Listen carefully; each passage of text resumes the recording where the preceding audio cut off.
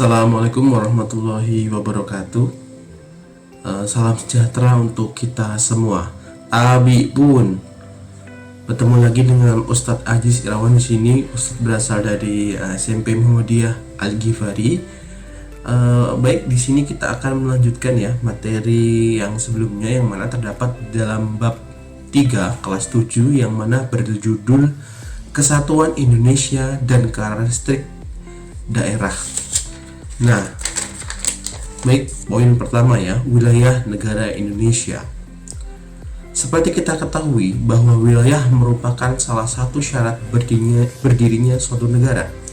Menurut pasal 1 Konvensi Montevideo 1993, unsur suatu negara meliputi penduduk yang tetap, wilayah yang pasti, pemerintahan, dan kemampuan berhubungan dengan negara lain.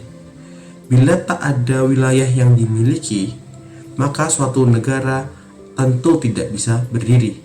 Tidak ada negara yang tanpa wilayah. Maka saat akan mendirikan negara Indonesia, para pemimpin bangsa pun segera berdiskusi. Apabila Indonesia menjadi negara, daerah mana saja yang menjadi tempatnya. Dalam sidang kedua Badan Penyelidik Usaha-usaha Persiapan Kemerdekaan Indonesia atau BPUPKI tanggal 10-17 Juli 1945, soal wilayah ini didiskusikan secara khusus.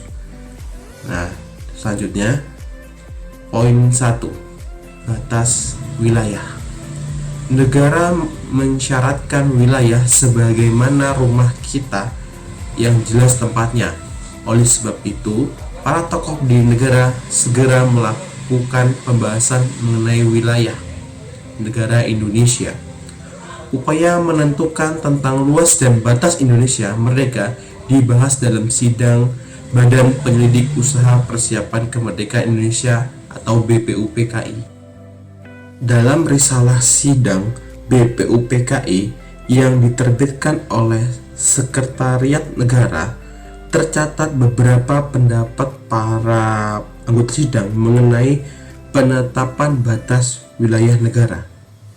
Tokoh yang mengemukakan pendapat mengenai luas dan batas Indonesia tersebut adalah Insinyur Soekarno, Muhammad Yamin, dan juga Muhammad Hatta. Pada tanggal 11 Juli 1945, BPUPKI mengeluarkan keputusan yang diperoleh berdasarkan voting bahwa wilayah Indonesia meliputi Hindia Belanda, Melayu, Borneo Utara, Papua, Timor Portugis, dan pulau-pulau sekelilingnya. Namun demikian, pada tanggal 18 Agustus 1945, Ketua Panitia Persiapan Kemerdekaan Indonesia (PPKI) Soekarno menyampaikan bahwa ia telah memberitahu Jenderal Terrucci bahwa luas Indonesia hanya meliputi wilayah jajahan Hindia Belanda, tidak kurang dan tidak lebih. Dengan demikian, PPKI secara nyata telah menganulir hasil rapat BPUPKI sebulan sebelumnya. Hasil keputusan PPKI sejatinya lebih sejalan dengan prinsip hukum internasional yang berlaku. Uti possidendi juris adalah prinsip yang mendasarkan bahwa wilayah negara yang baru merdeka mewarisi batas-batas wilayah yang dikuasai oleh negara penjajah.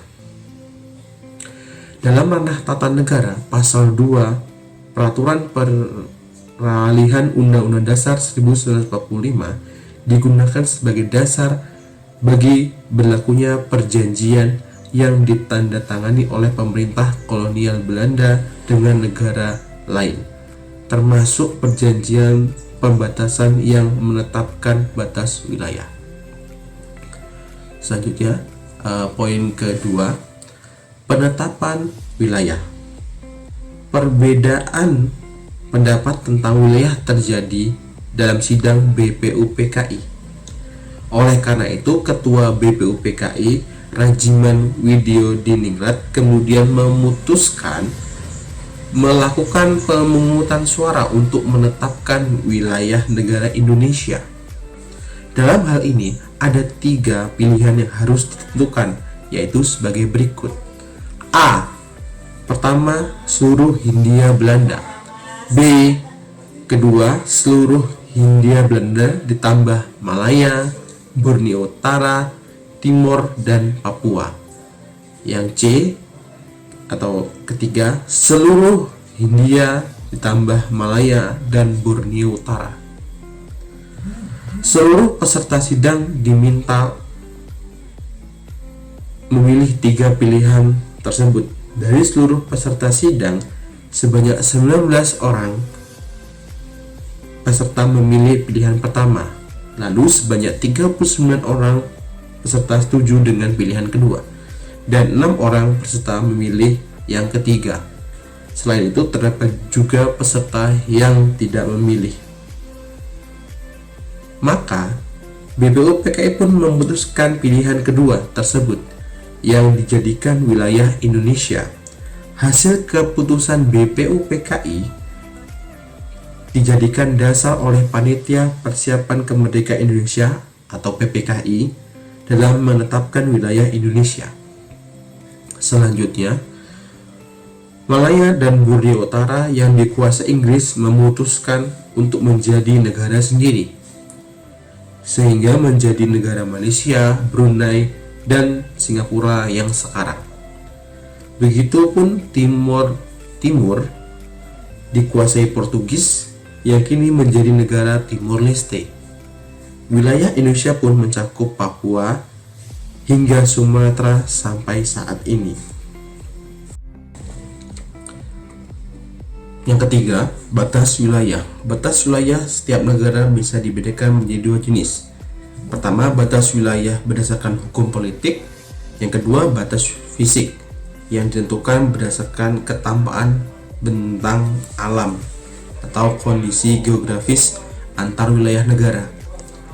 Sri Hayati dan Ahmad Yani dalam buku Geografi Politik yang diterbitkan tahun 2007 halaman 19 menjelaskan bahwa secara politik batas negara ialah garis kedaulatan yang meliputi wilayah daratan dan lautan beserta potensi alam di wilayah di bawah perut buminya serta ruang angkasa atau udara.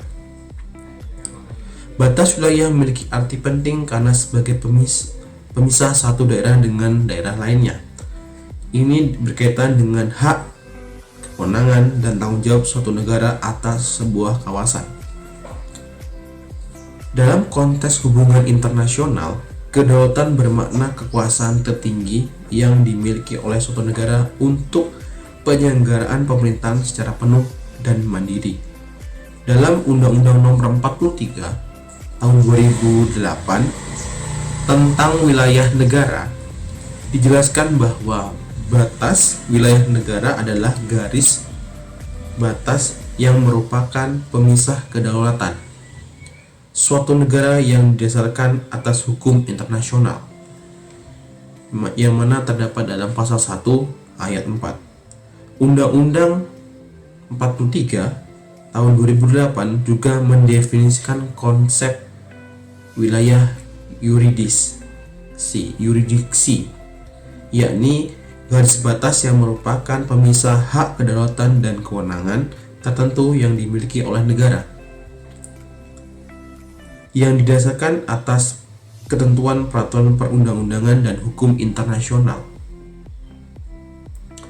Pasal 1 ayat 5 Undang-undang tersebut menegaskan bahwa wilayah negara Indonesia meliputi daratan, wilayah perairan, dasar laut dan tanah di bawahnya, serta ruang udara di atasnya, termasuk seluruh kekayaan yang ada di dalamnya.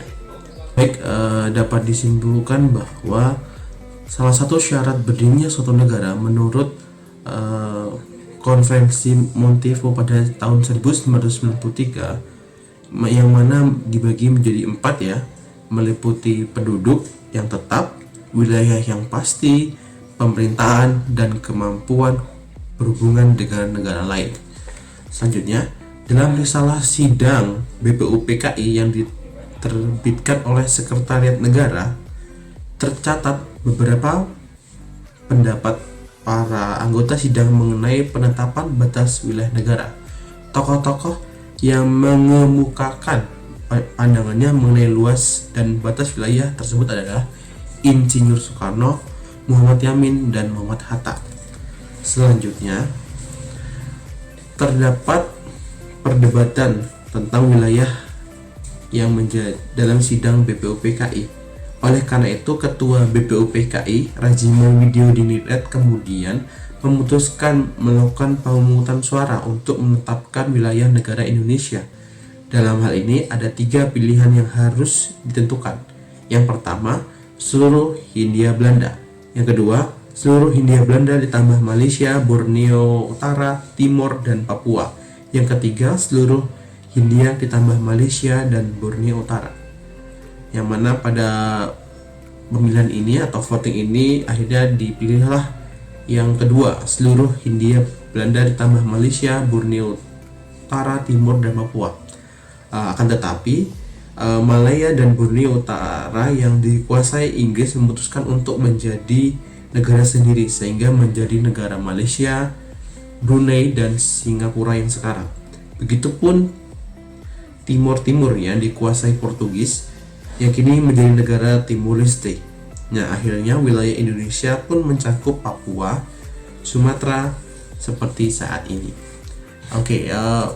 Kesimpulan yang terakhir adalah menurut Si Hayati dan Ahmad Yani dalam buku Geografi Politik yang dikeluarkan pada tahun 2007 halaman 19 menjelaskan bahwa secara politik batas negara ialah garis kedaulatan yang meliputi wilayah daratan dan lautan serta potensi alam di bawah perut bumi serta ruang angkasa atau udara.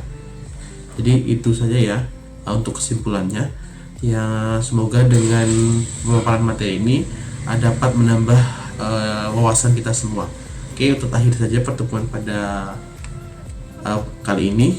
Semoga apa yang saya berikan dapat bermanfaat. Terakhiri, wabillahi taufiq wal hidayah. Wassalamualaikum warahmatullahi wabarakatuh.